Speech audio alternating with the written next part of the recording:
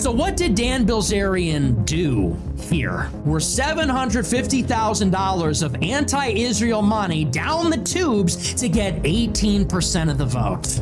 Why is Nick Fuentes lying about this? Lying about James Fishback, claiming he spent less than he did. Also hiding the fact that James Fishback has like a very odd recent politics when it comes to Israel and Iran. You can just look back a few months before his campaign started. He was saying very different things than he's saying today.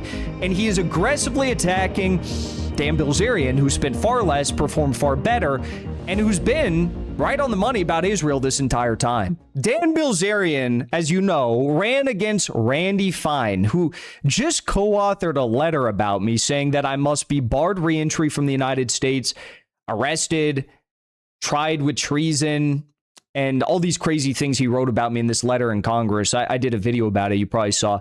But Dan Bilzerian, who I really like, he ran for Congress against Randy Fine in, what was it, Florida's 6th congressional district, I think. And during like the last day of elections, Randy Fine, he somehow managed to, find the energy and move his blubber around to go walk the streets in his congressional district. I'll give him credit. He's walking the streets in his congressional district, going door to door, ostensibly to meet with voters and encourage them to vote for him so he can go do Netanyahu's bidding in Congress. But somewhere along the way, Randy Fine actually committed a felony. Randy Fine went to one voter's home and clearly tampered with items inside their mailbox. Now, that is a federal crime. If you don't know, you can actually continue serving as a member of Congress. You can hold federal office, vice president, president, Congress, senator, whatever. If you committed a felony, you can't vote if you're a felon, as I understand, but you can serve federal office. It's a unique little rule they have for members of Congress, right? And members of higher office in the U.S. But anyway, so he did commit a felony.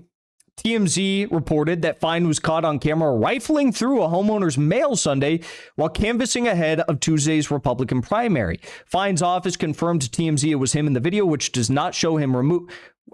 This is what Fine's office says.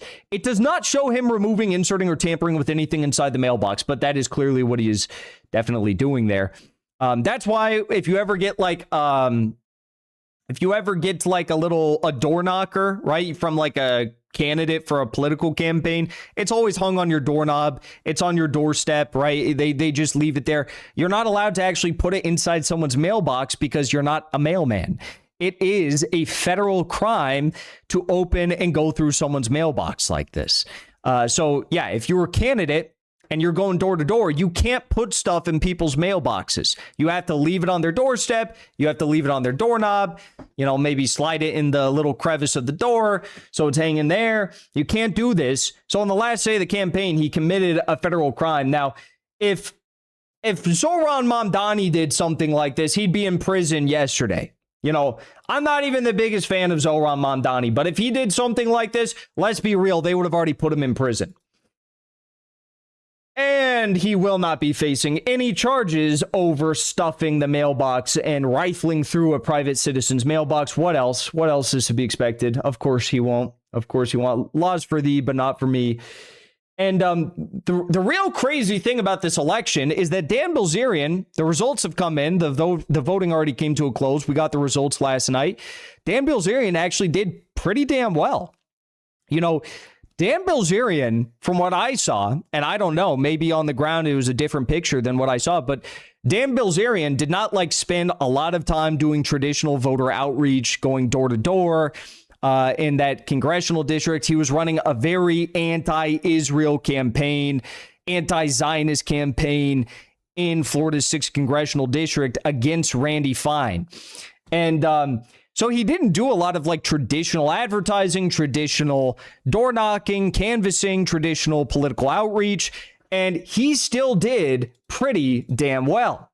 In fact, the results are in, And Dan Bilzerian finished with 18% of the vote. Randy Fine got 54%. So he just barely scratched out with the majority of the vote there. Aaron Baker, who I also believe was kind of like anti-Israel maybe as well. I'm not sure about that. He got 14% of the vote. So if Aaron wasn't running, Dan probably would have gotten a lion's share of that vote from Aaron Baker. Now, what is so interesting about this is that we were all following the results live, okay? And the results as of 7:32 is the screenshot on this. You can see it right here. 7:32 p.m. Eastern Time. Dan Bilzerian had 8,191 votes, 35.7% of the vote share. Randy Fine had 8,688 votes, 37.9% of the vote share. Then, out of nowhere, what happens? This is 7:42 p.m., okay? So literally just, 10 minutes later, Dan Bilzerian's vote share goes down, not just in percentage, but his actual vote tally goes down. How does your vote tally go down? Explain to me, how does Dan Bilzerian go from 8,191 votes down to 6,383 votes? Does that make any sense to anybody watching this video? Because it doesn't make sense to me. And in those same 10 minutes, Randy Fine's jump from 8,000 votes to 19,480 votes, and he is projected as the victor of this campaign. That doesn't make any damn sense to me. How could you go in a span of 10 minutes from having 8,191 votes to losing nearly 2,000 votes? Now, some people asked AI about this. Syrian girl asked AI about this. She said, a political candidate has 35% vote count to the 27% of the votes that was counted. 62,000 remain of the 85,000 votes. Now, after 42% of the votes are counted with 49,000 remaining, the same candidate has only 18% of the vote. How many of those newly counted 13,000 votes would have had to go against him?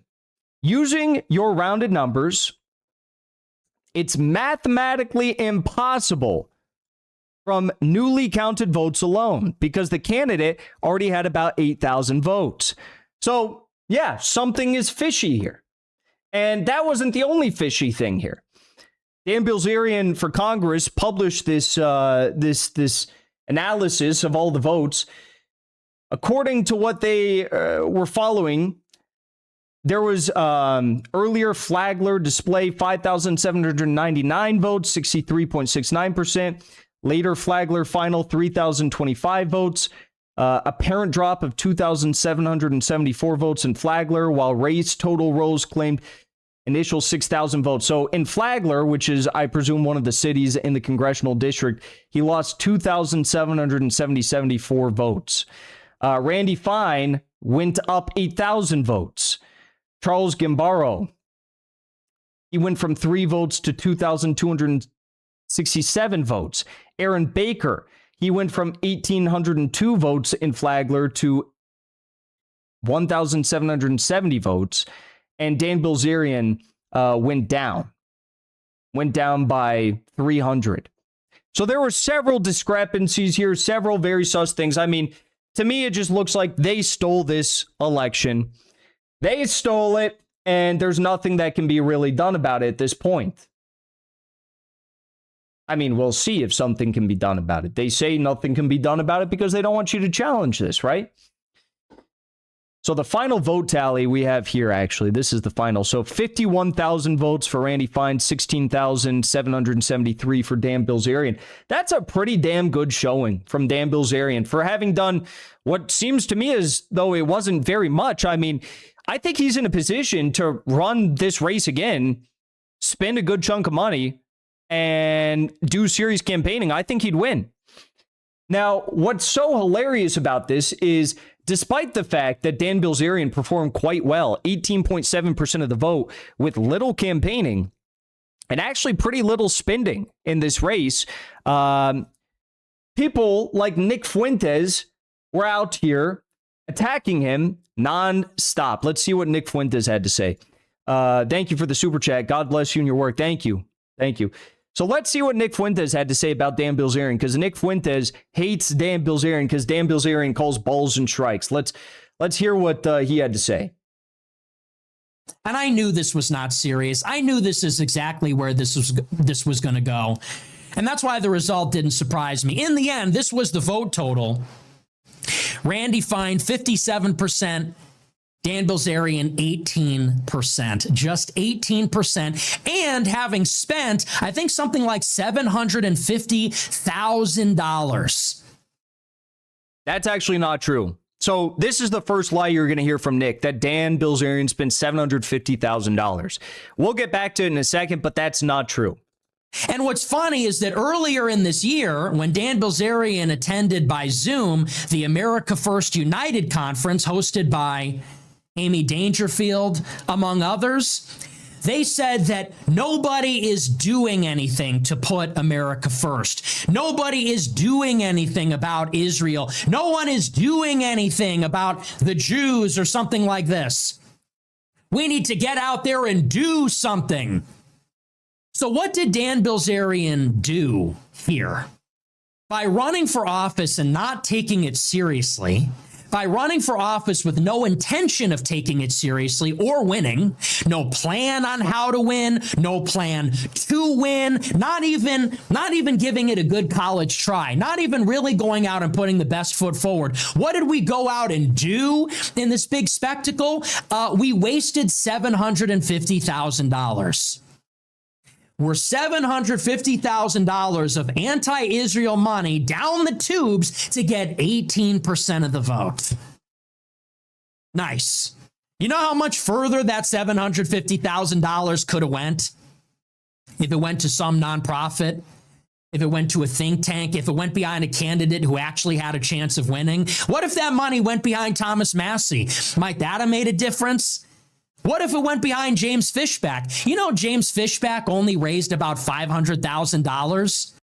Now, this is where things get far funnier. The day before the Florida elections, Nick Fuentes, he went down and endorsed James Fishback. It wasn't the first time he endorsed James Fishback. He's been a big fan of James Fishback. Personally, I mean, I've got no beef with James Fishback. I like a lot of what he says. I dislike some of what he says, but I think that, you know, he's way better than Byron McDonald's or whatever his name is. But, you know, Nick was gunning really hard for James Fishback. And listen to what he said one more time. He said that Dan Bilzerian spent $750,000. How much does he say that James Fishback spent? James Fishback. You know, James Fishback only raised about $500,000. $500,000. Well, James Fishback didn't even perform as well as Dan Bilzerian did in the campaign. James Fishback got 10.5% of the vote. He came in third place, whereas Dan Bilzerian got 18.7% of the vote and came in second place. Now, I personally, think it would have been better if both these men had won their races, but it is objectively true that Dan Bilzerian did better than James Fishback did. And James Fishback did worse despite having all of these campaign rallies, going door to door, very aggressive media campaign, like the most aggressive media campaign you could have, and very aggressive campaign in person with the canvassing operation that he led, and he still did worse. Now, what's even more interesting about this is that Nick is actually lying about how much money James Fishback raised and spent in this campaign. James Fishback's 2026 Florida gubernatorial campaign spent roughly $555,000 from his candidate committee and about $947,000 from the associated Florida First PAC. So in total, James Fishback and his campaign and their associated PAC spent about $1.5 million only to get 10% of the vote. Now, I'm not going to come out here and attack James Fishback, but that's not really a good showing. Like, that's $1.5 million and you get 10% of the vote. That's not a great showing. But I still sympathize with him. I hope that, he stays in this fight, and I hope that he keeps fighting against the Zionist interests and our politics, though I am a little bit skeptical about how serious this James Fishback is, because I've seen some older clips of him that are not too old, pretty recent, where he's saying some things I really don't like about, Iran and Israel. And so, I'm very skeptical about this James Fishback. I don't know how serious of an individual he is. I think he kind of just saw what was happening and took advantage of the situation. But what is damn certain is that Nick Fuentes is attacking Dan Bilzerian for no good reason. He's saying, Dan, you spent $750,000 and you performed so poorly. James Fishback, he only spent, $400,000, $500,000. No, Nick, he spent $1.5 million. And now this is where things get even funnier, okay? Because Dan Bilzerian actually did not spend $750,000. Dan Bilzerian spent a grand total of how much? $386,000. So Nick is lying and saying that Dan spent $750,000 when he only spent $386,000, which is actually pretty low for a congressional campaign. That's a low amount of spending. For a primary, Abdul al-Sayed, they spent $60 million in that campaign against him. $60 million they spent against Abdul al-Sayed for one primary race in a Senate seat in Michigan. Okay. Now, it is true that Dan Bilzerian put $1 million into his congressional campaign account, but he only spent $205,000 of that, I guess. And then the other was from people, donors and stuff like that. So Dan Bilzerian in his campaign bank account has over $1 million cash on hand. So if he wanted to run right now again for another congressional seat, or for this congressional seat, he wants to run for this congressional seat in the future, or he wants to continue running in this race as an independent and not seek the Republican nomination, right? He could continue running, and he's got $1 million cash on hand in his bank account for his campaign. He only spent $386,000, and he performed better than James Fishback. So you got to ask the question, why is Nick Fuentes lying about this? Why is Nick Fuentes lying about James Fishback, claiming he spent less than he did? He's hiding the fact that $900,000+ was spent from a Florida First political action committee. We don't know where that money came from, but Nick is just hiding it. And he's also hiding the fact that James Fishback has a very odd recent politics when it comes to Israel and Iran. You can just look back a few months before his campaign started. He was saying very different things than he's saying today. And he is aggressively attacking Dan Bilzerian, who spent far less, performed far better, and who's been right on the money about Israel this entire time. Fed Fuentes strikes again. Some people call him Fed Fuentes. I personally think that Abuelita Fuentes is more endearing, right? But anyways, very odd. Maybe James Fishback and Nick Fuentes have some very odd, weird sort of, relationship ongoing that we're not privy to. I don't know. I find it a little bit disgusting to even have to think of these things. But judging from Nick's past, it is quite possible. That account Parody Jeff on Twitter has been exposing some really crazy things about Nick Fuentes' past as of late. And it's concerning. It's deeply, deeply disturbing, actually. And, that could be why he's got this very odd fascination with James Fishback and is attacking Dan Bilzerian. Dan Bilzerian, a straight man. Okay, so I thought we should go through that. Dan Bilzerian, great job. Great job. Not the finish we all wanted, of course, but a great job nonetheless. Before you leave, I want to say thank you for the support, because after 2 years of being banned, we are finally back home on YouTube. So be sure to subscribe to our channel and also join as a member on our channel using the link at the top of the description. I rely on the generous support of viewers like yourself to get the truth out to as many people as possible. You can also support the show on Locals or Give Sin Go. The mainstream media and the powers that be are never going to stop attacking us for bringing the truth to as many people as we do. Thank you so much for your support.